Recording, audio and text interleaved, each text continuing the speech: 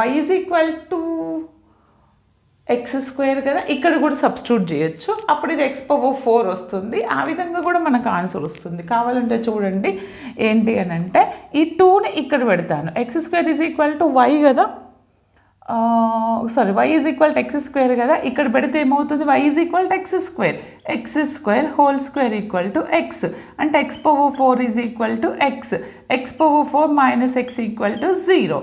ఓకేనా, ఆ విధంగా కూడా సాల్వ్ చేయొచ్చు, ఈ విధంగా కూడా సాల్వ్ చేయొచ్చు. ఇక్కడ కామన్ తీస్తే ఎక్స్ క్యూబ్ మైనస్ 1 వస్తుంది.